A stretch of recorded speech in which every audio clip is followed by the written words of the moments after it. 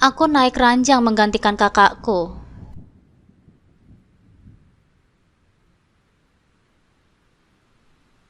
Assalamualaikum sahabat curhatku. Terima kasih sudah datang ke channelku ini. Untuk yang sudah subscribe, semoga rezekinya dilancarkan ya. Amin ya robbal alamin.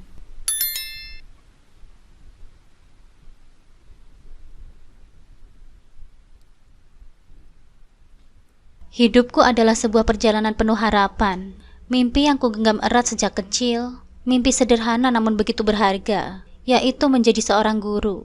Nama lengkapku Tisa Sabrina, namun orang-orang biasa memanggilku Tisa. Aku tumbuh sebagai anak bungsu yang selalu dilindungi oleh kedua kakakku, Mas Karim dan Mbak Iis. Keluarga kami sederhana namun hangat. Setiap sudut rumah kami dipenuhi tawa, cinta, dan rasa kebersamaan. Mas Karim adalah kakak pertamaku yang juga begitu menyayangiku. Mbak Iis adalah sosok yang tegar, selalu jadi contoh yang aku kagumi. Dulu hidupku terasa begitu sempurna. Kakakku Mbak Iis baru saja menikah dengan Mas Adit dan mereka berdua memutuskan untuk tinggal bersama kami di rumah kecil bersama ayah, ibu, dan aku. Sementara itu Mas Karim sudah ikut istrinya ke luar negeri. Mbak Iis sendiri saat itu masih bekerja di sebuah apotik dan Mas Adit seorang admin di sebuah kantor pemerintahan. Sementara aku masih mengejar impianku di bangku kuliah, berharap suatu hari nanti aku bisa berdiri di depan kelas, mengajarkan anak-anak tentang dunia yang luas, penuh pengetahuan. Aku membayangkan masa depan yang penuh dengan kebanggaan saat aku berhasil mewujudkan cita-citaku. Ya, aku ingin sekali menjadi seorang guru. Namun siapa sangka, takdir begitu kejam dan tak terduga. Semua harapan yang telah kurencanakan seolah runtuh ketika Mbak Iis jatuh sakit. Di tengah kebahagiaan karena menanti kehadiran anak pertamanya, kabar buruk itu datang. Penyakit yang tak terdeteksi sejak awal merenggut kesehatan Mbak Iis perlahan. Hingga dokter akhirnya memberitahu bahwa hidupnya tidak akan lama lagi. Sejak saat itulah, hidupku tak lagi tenang mengejar cita-cita, melainkan menjalani takdir yang tidak pernah kubayangkan.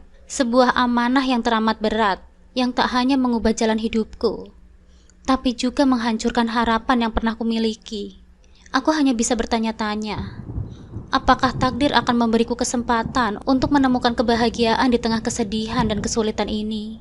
Ataukah aku akan selamanya terperangkap dalam bayang-bayang masa lalu yang tak bisa kulepaskan? Suatu sore, kehidupan kami masih terasa damai, penuh kebahagiaan dan harapan. Mbak Iis, kakakku yang kedua, baru saja memasuki masa-masa indah sebagai calon ibu. Wajahnya selalu dihiasi senyum meskipun terkadang terlihat kelelahan. Ia begitu menantikan kehadiran anak pertamanya. Melihat Mbak Iis dalam momen ini membuatku merasakan kebahagiaan yang luar biasa. Aku bisa membayangkan bagaimana ia nanti menjadi seorang ibu yang lembut dan penyayang, persis seperti yang ia tunjukkan kepadaku. Hari-hari berlalu dengan semangat baru dalam keluarga kami. Orang tuaku sibuk mempersiapkan segala hal untuk menyambut kehadiran cucu pertama mereka. Aku ikut terlibat membantu Mbak Iis, mulai dari menyiapkan perlengkapan bayi hingga mendampinginya saat ia pergi ke dokter kandungan.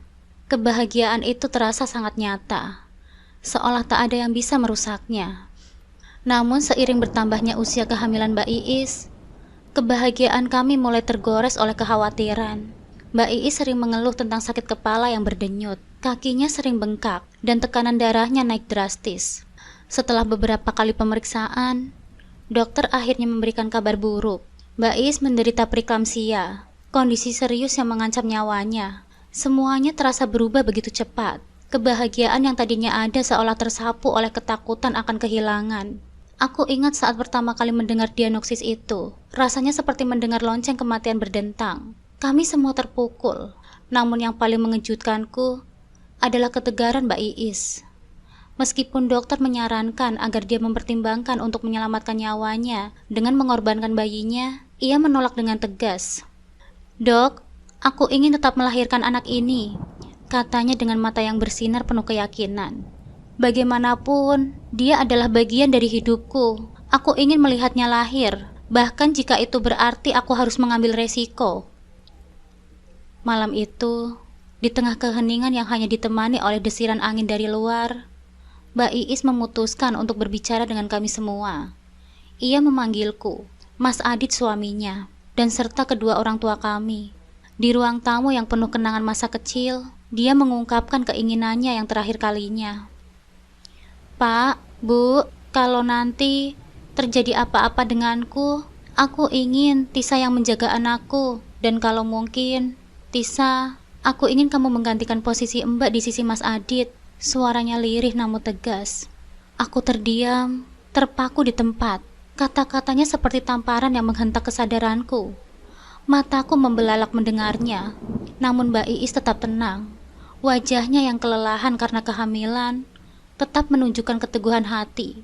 Matanya berkaca-kaca, namun senyum lembut masih tergurat di bibirnya. Tisa, Mbak Iis memandangku. Mbak tahu ini berat, tapi Mbak percaya kamu bisa melakukannya. Kamu adalah orang yang paling Mbak percayai. Semua orang yang berada di situ hanya bisa terdiam. Tak ada satupun yang bersuara. Seolah-olah mereka terhipnotis dengan permintaan Mbak Iis. Jantungku berdebar-debar, merasa tidak percaya dengan apa yang baru saja Mbak Iis katakan. Menjadi ibu dari bayinya, menjadi istri dari Mas Adit. Bagaimana mungkin? Itu seperti mimpi buruk yang tidak pernah kubayangkan. Namun dalam senyuman Mbak Iis, aku bisa melihat tekad yang tak tergoyahkan. Malam itu aku sendiri juga tak mampu berkata-kata. Aku hanya bisa tersenyum lemah, seolah mencoba menenangkan hati yang sedang gelisah. Dalam hatiku, aku terus berharap agar apa yang ia khawatirkan tidak akan terjadi. Aku berdoa bahwa semua akan baik-baik saja, dan Mbak Iis akan kembali dengan sehat setelah melahirkan. Namun takdir berbicara lain. Beberapa minggu kemudian, hari yang kami takutkan pun tiba. Mbak Iis dibawa ke rumah sakit untuk menjalani proses persalinan. Seluruh keluarga berkumpul di ruang tunggu. Hati kami semua dipenuhi kecemasan. Jam demi jam telah berlalu. Dan akhirnya, dokter datang dengan wajah yang muram. Bayi yang ditunggu-tunggu akhirnya lahir dengan selamat. Tetapi Mbak Iis tak bisa bertahan dan tak tertolong. Berita kematian Mbak Iis menghantam kami seperti badai yang mengguncang seluruh dunia kami. Rasanya seperti sebagian diriku diambil secara paksa. Kakak tercintaku yang selama ini menjadi panutanku kini telah tiada. Mas Adit terpuruk dalam kesedihan. Orang tuaku tak berhenti menangis, dan aku merasakan kehampaan yang begitu dalam. Rumah kami yang dulu selalu dipenuhi dengan tawa, kini sunyi oleh kesedihan. Alea, anak bayi yang baru saja dilahirkan sesuai permintaan Mbak Iis, seolah menjadi satu-satunya cahaya di tengah kegelapan yang menyelimuti kami. Hari-hari setelah kematian Mbak Iis diisi dengan doa dan kenangan tentangnya. Setiap sudut rumah mengingatkanku pada kakakku. Bayangannya terasa nyata, seakan ia masih ada di antara kami. Namun setelah 40 hari berlalu, kenyataan pahit itu semakin jelas. Kini aku dihadapkan pada tanggung jawab besar yang pernah disebutkan oleh mendiang Mbak Iis sebelum meninggal. Amanah itu seperti bayangan yang tak bisa kuhindari. Orang tuaku yang masih dalam duka mulai membicarakan pesan terakhir mendiang Mbak Iis dengan lebih serius. Mas Adit yang saat itu terjebak dalam kesedihannya juga akhirnya membuka suara. Meskipun ia nampak enggan, ia merasa terikat dengan keinginan terakhir istrinya. Aku pun tak bisa lari. Amanah itu kini terasa semakin nyata, dan aku tak punya pilihan selain menerimanya. Maka dengan hati yang berat dan pikiran yang penuh kebingungan, aku akhirnya menyetujui pernikahan dengan Mas Adit. Bukan karena cinta atau keinginan, melainkan karena tanggung jawabku.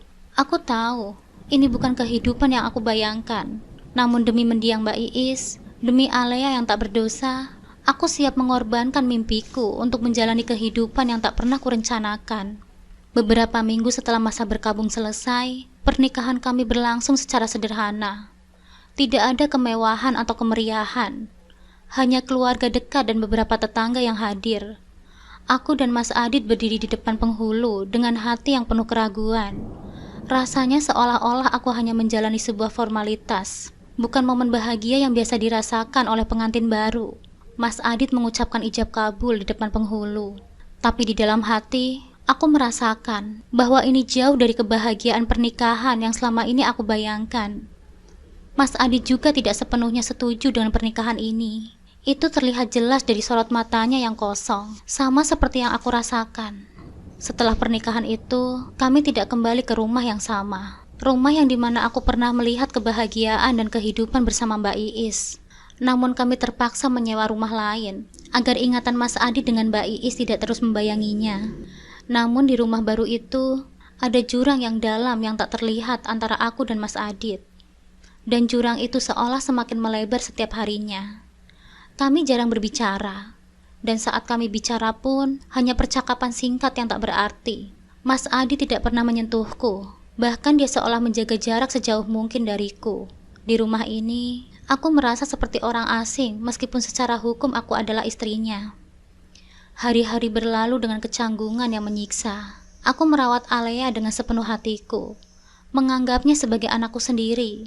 Setiap kali aku menatap wajahnya yang mungil, ada perasaan aneh yang menyelinap di dalam hatiku. Ia adalah anak mendiang Mbak Iis, darah daging kakakku. Dan kini aku harus merawatnya. Setiap hari, aku terbangun dengan rutinitas yang sama, merawat Alea, menyuapi makan, dan menidurkannya.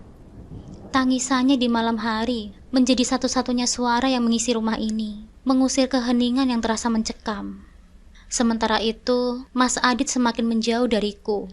Ia lebih sering menghabiskan waktu di luar rumah, pergi bekerja lebih awal, dan pulang lebih larut. Setiap kali aku mencoba mengajaknya bicara, dia hanya memberikan jawaban singkat, seolah-olah kehadiranku tidak penting. Aku tahu, di dalam hatinya, Mas Adit masih terbayang-bayang oleh sosok Mbak Iis. Aku bisa memahaminya. Dia mencintai Mbak Iis lebih dari segalanya, dan kehilangan itu pasti begitu berat baginya. Tapi semakin lama, aku merasa bahwa aku bukan hanya tidak dianggap sebagai istrinya, tetapi juga tidak dihargai sebagai seorang manusia di rumah ini. Malam demi malam berlalu tanpa ada keintiman di antara kami. Aku tidur sendirian di kamar yang seharusnya kami bagi bersama. Sementara Mas Adit lebih sering tidur di ruang tamu atau bahkan tidak pulang sama sekali. Perasaan sakit itu semakin mendalam setiap kali aku melihat tempat tidur yang kosong di sebelahku. Tempat yang seharusnya diisi oleh suamiku. Air mata sering mengalir di pipiku saat malam tiba. Ketika keheningan rumah semakin menyiksa, rasanya aku berada di tengah-tengah kehidupan yang bukan milikku.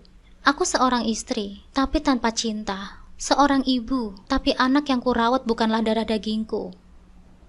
Dalam diam, aku mulai bertanya kepada diriku sendiri. Apakah ini jalan hidupku yang harus aku tempuh? Apakah ini yang disebut pengorbanan? Bagaimana aku bisa menjalani kehidupan ini tanpa ada kasih sayang dari suamiku yang seharusnya mendampingiku? Aku mencoba menguatkan diriku, berpegang pada amanah yang telah ditinggalkan oleh mendiang Mbak Iis. Tapi di sudut hatiku, aku tak bisa menutupi kenyataan bahwa aku juga manusia yang membutuhkan cinta dan perhatian. Setiap kali aku mencoba mendekati Mas Adit, dia selalu menutup diri. Aku mencoba berbicara dengannya tentang Alea, berharap setidaknya anak itu bisa menjadi jembatan di antara kami berdua. Namun Mas Adit selalu tampak dingin dan jauh. Ia jarang menyentuh Alea, seolah-olah anak itu adalah pengingat yang terlalu menyakitkan akan kehilangan mendiang istrinya. Aku bisa melihat kesedihan yang mendalam di matanya setiap kali ia menatap Alea. Dan aku tahu, di dalam hatinya, ia belum siap untuk menghadapi kenyataan bahwa Mbak Iis sudah tiada. Hari demi hari, aku mulai terbiasa dengan kesunyian ini. Aku menenggelamkan diriku dalam rutinitas merawat Alea dan mengurus rumah. Setiap harinya terasa berat, tapi aku bertahan. Dalam kesendirianku, aku sering berbicara dengan foto mendiang Mbak Iis yang masih tergantung di dinding ruang tamu. "Mbak, aku sudah berusaha, Mbak," bisikku sambil memandang wajahnya yang tersenyum di foto itu. Tapi aku tidak tahu berapa lama lagi aku bisa bertahan. Mas Adit masih belum bisa menerimaku. Dan aku merasa kosong, Mbak. Air mata sering menggenang di mataku, tapi aku berusaha tetap kuat. Aku tidak bisa membiarkan diriku hancur karena perasaan ini. Setiap kali aku melihat Alea, aku ingat bahwa aku harus kuat, karena dia membutuhkan seseorang yang merawatnya, yang mencintainya. Namun di dalam hatiku, aku tetap merasa terkurung dalam penjara pernikahan yang tanpa cinta. Mas Adi di sisi lain semakin sulit untuk dijangkau. Aku merasa seperti berbicara dengan dinding setiap kali mencoba mendekatinya. Dan setiap hari, aku bertanya pada diriku sendiri, apakah ada harapan bagi kami untuk bisa benar-benar menjadi keluarga? Atau apakah aku akan terus hidup dalam bayang-bayang Mbak Iis? tanpa cinta dan tanpa kebahagiaan. Kadang-kadang, aku mendapati diriku menangis sendirian di kamar, memikirkan bagaimana hidupku berubah begitu cepat. Aku teringat momen-momen bersama Mbak Iis, tawa kami, nasihatnya yang bijak. Mbak Iis selalu menjadi sosok yang kuat, dan aku ingin menjadi sepertinya. Tapi kenyataan ini terlalu sulit untuk kutanggung. Aku sering berbicara dengan Alea di malam hari, berjanji bahwa aku akan selalu berada di sisinya. Tapi aku tidak bisa mengabaikan perasaan kesepian yang terus menghantuiku. Suatu hari, Alea jatuh sakit. Demam tinggi membuat tubuh kecilnya menggigil. Ia menangis tanpa henti. Aku panik, tak tahu harus berbuat apa. Tangannya yang mungil terasa panas di genggamanku. Setiap tangisan Alea membuat hatiku hancur. Dengan gemetar, aku menghubungi Mas Adit, berharap ia bisa membantu atau setidaknya menenangkannya. Namun tak ada jawaban. Berkali-kali kutekan nomor ponselnya, tapi hanya suara operator yang terdengar. Aku merasa sangat kesepian dan tak berdaya. Malam semakin larut dan ketakutanku semakin besar. Dalam keputusasaanku, aku menemukan kekuatan yang selama ini tak pernah kusadari. Dengan tergesa-gesa, aku menyiapkan segala keperluan Alea dan membawanya ke rumah sakit sendirian. Saat itu aku merasa seperti seorang ibu yang harus berjuang sendiri demi anaknya, tanpa bantuan, tanpa dukungan, dan hanya aku dan Alea. Sepanjang perjalanan ke rumah sakit, aku berdoa agar semuanya akan baik-baik saja. Di rumah sakit, Alea diperiksa oleh dokter dengan cepat. Aku menunggu dengan cemas, menggenggam tangan Alea yang mulai tenang setelah diberi obat penurun panas. Meski kepalaku pusing dan tubuhku lelah, aku tetap berusaha untuk tetap tenang. Hatiku berkecamuk. Bukan hanya karena kondisi Alea, tetapi juga karena kesadaran bahwa aku harus menghadapi semua ini sendirian. Meskipun aku baru saja menjadi seorang istri, perasaan bahwa aku sendirian semakin kuat. Malam itu, setelah kami pulang dari rumah sakit, Mas Adit akhirnya pulang. Aku masih terjaga di ruang tamu, menunggu dan berharap bisa berbicara dengannya. Saat ia masuk, wajahnya nampak lelah. Namun di matanya ada sorot rasa bersalah yang tak bisa disembunyikannya. Maafkan aku, Tisa, tadi aku sibuk dengan pekerjaanku. Tak tahu kalau Alea sakit, katanya dengan pelan. Suaranya penuh penyesalan. Itu adalah pertama kalinya dalam waktu yang sangat lama aku merasakan sedikit perhatian darinya. Hatiku tergerak, meskipun kata-katanya tidak semerta menghapus rasa sakit dan kesepian yang selama ini aku rasakan. Aku hanya mengangguk pelan, tak ingin memperpanjang percakapan. Malam itu, perasaan hangat yang samar muncul di tengah kebekuan hubungan kami. Meski canggung, itu adalah awal dari sebuah perubahan kecil. Sejak malam itu, aku dan Mas Adit mulai berinteraksi lebih sering. Meski masih ada ketakutan, ada usaha dari aku dan Mas Adit untuk saling mendekat. Mas Adit mulai berbicara lebih sering denganku. Meskipun pembicaraan kami seringkali dangkal dan tidak melibatkan perasaan yang mendalam. Tapi itu lebih baik daripada diam yang dulu menyelimuti kami. Di dalam hatiku, aku tahu Mas Adit sedang berusaha. Meskipun rasa kehilangan mendiang Mbak Iis masih kuat melekat padanya. Namun jarak yang tak terlihat itu tetap ada. Meskipun Mas Adit mulai memperlihatkan perhatian kecil, seperti menanyakan kabar Alea atau memastikan aku sudah makan, aku tahu hatinya masih terikat pada masa lalu. Kami berdua sama-sama terluka. Aku terluka karena kehilangan kakakku dan terjebak dalam pernikahan yang tak kurencanakan. Sementara Mas Adit terluka karena kehilangan istri yang sangat ia cintai. Suatu malam, ketika aku hendak tidur, aku mendapati Mas Adit duduk sendirian di ruang tamu, menatap foto Mbak Iis dengan mata yang berkaca-kaca. Ia tak menyadari kehadiranku, jadi aku hanya berdiri di ambang pintu, memperhatikannya dalam diam. Sayang, kenapa aku tidak bisa melupakanmu? Gumamnya dengan foto itu, namun nyaris seperti berbicara pada dirinya sendiri. Kata-kata itu menusuk hatiku. Aku tahu, tak peduli seberapa keras aku berusaha, aku tak pernah bisa menggantikan Mbak Iis di hati Mas Adit, dan aku tidak menginginkannya. Namun kenyataan bahwa ia masih terjebak dalam bayangan masa lalu, membuatku merasa seperti orang asing di rumah yang seharusnya menjadi tempatku berlindung. Aku mengambil nafas dalam-dalam, mencoba menenangkan diriku sebelum akhirnya memberanikan diri untuk mendekat. Aku tidak ingin menggantikan Mbak Iis, Mas, kataku dengan lembut, duduk di sebelahnya. Aku hanya mencoba menjalankan amanahnya.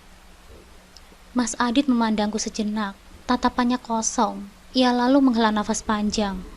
Aku tahu, Tisa, tapi setiap kali aku melihatmu, aku justru teringat padanya. Maafkan aku, Tisa. Aku hanya bisa tersenyum kecil, meskipun di dalam hatiku terasa perih. Aku memahami perasaannya, tapi tetap saja sulit bagiku untuk menjalani kehidupan seperti ini. Hubungan kami tetap seperti dua orang yang asing, yang terpaksa tinggal bersama karena takdir, tanpa cinta, tanpa kehangatan, dan tanpa harapan yang jelas akan masa depan kami. Alea meskipun masih bayi, nampaknya bisa merasakan kehilangan ibunya. Ia sering menangis tanpa sebab dan terkadang nampak gelisah di tengah malam. Aku melakukan segalanya untuk bisa merawatnya. Memeluknya erat setiap kali ia menangis, berusaha memberinya rasa nyaman. Tapi kadang, aku merasa tak berdaya. Suatu malam ketika Alea kembali menangis tanpa henti, aku merasa hampir putus asa. "Kenapa sayang? Apa kamu merindukan ibumu ya?" Bisikku di telinganya sambil menggoyang-goyangkannya perlahan, berharap tangisannya akan mereda. Aku sendiri menangis bersamanya malam itu, merasakan kehilangan yang mendalam akan Mbak Iis lebih dari sebelumnya. Dalam momen itu, aku menyadari bahwa aku tidak hanya kehilangan seorang kakak, tetapi juga kehilangan arah hidupku. Aku terjebak dalam pernikahan yang tak kuinginkan, merawat anak yang bukan milikku, dan menjalani hidupku tanpa cinta. Mas Adit mendapati kami berdua menangis. Ia berdiri di ambang pintu, nampak bingung dan merasa bersalah. Namun alih-alih mendekat untuk memberikan dukungan atau kenyamanan, ia hanya berbalik dan pergi.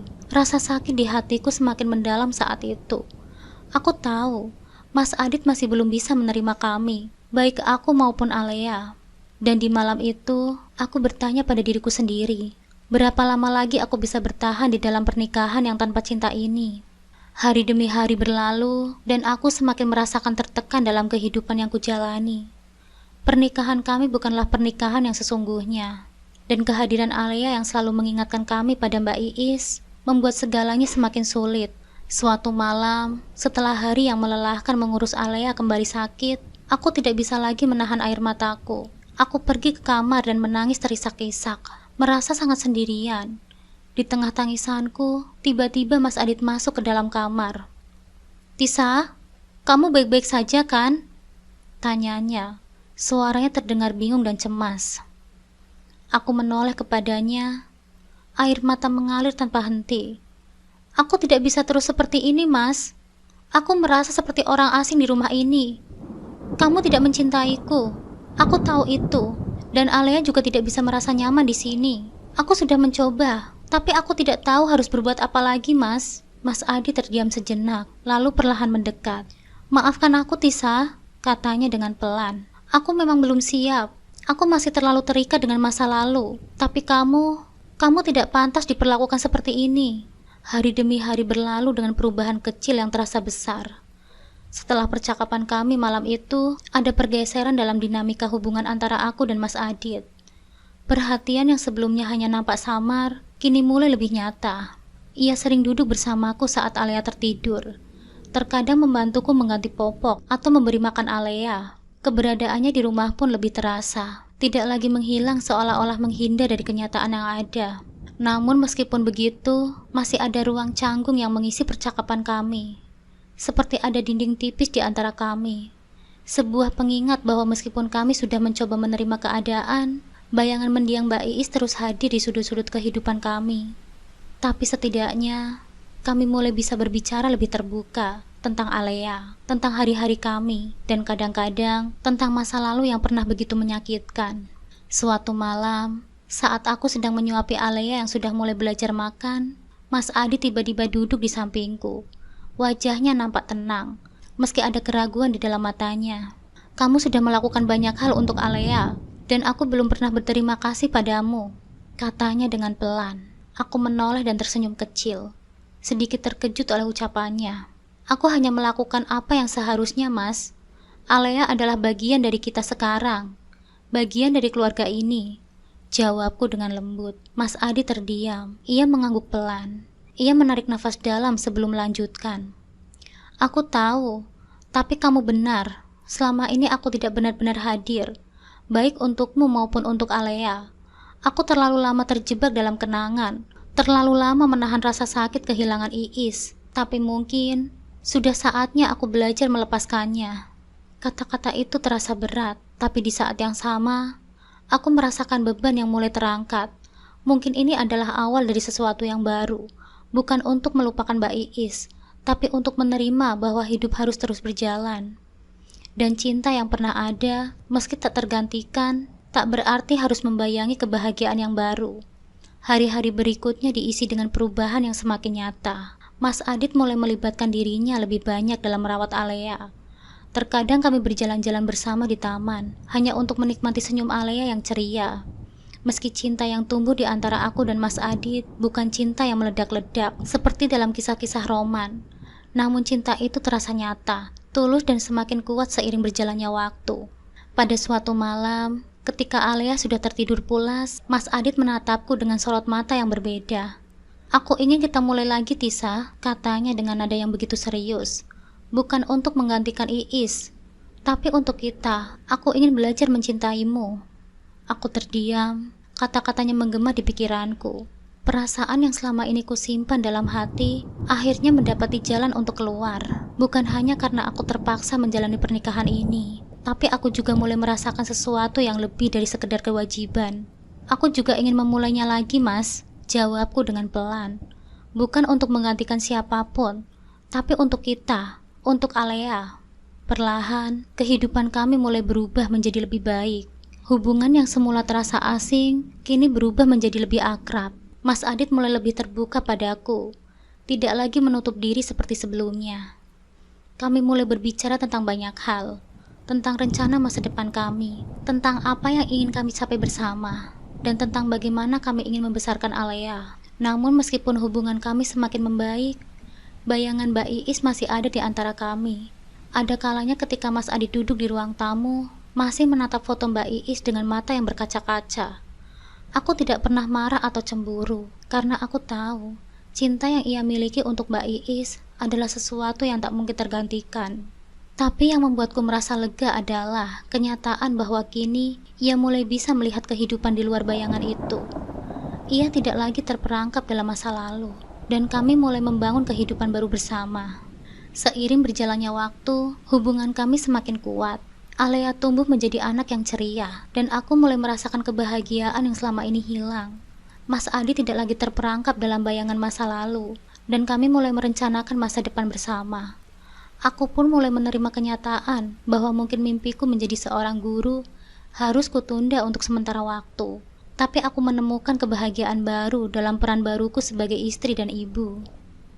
Pada akhirnya, cinta datang dalam bentuk yang tak terduga. Pernikahan yang dimulai dengan duka dan ketidakpastian kini berubah menjadi kisah cinta yang indah. Aku dan Mas Adit belajar untuk mencintai satu sama lain, bukan karena terpaksa, tapi karena kami menemukan kekuatan dalam kebersamaan kami. Hidupku mungkin tidak berjalan sesuai rencana, tapi aku menemukan kebahagiaan di tempat yang tidak pernah aku bayangkan, di sisi Mas Adit, bersama Alea. Aku menemukan arti cinta yang sebenarnya. Cinta yang tumbuh perlahan tapi kuat, cinta yang membangun keluarga kami, dan cinta yang akhirnya menyembuhkan luka-luka yang pernah ada. Perjalanan hidupku adalah bukti bahwa cinta tidak selalu datang dalam bentuk yang kita harapkan. Kadang, cinta tumbuh perlahan, melalui duka dan air mata. Tapi pada akhirnya, cinta yang tumbuh dari rasa pengertian dan pengorbanan adalah cinta yang paling kuat. Aku menemukan kebahagiaanku. Meskipun perjalananku tidak seperti yang pernah kubayangkan,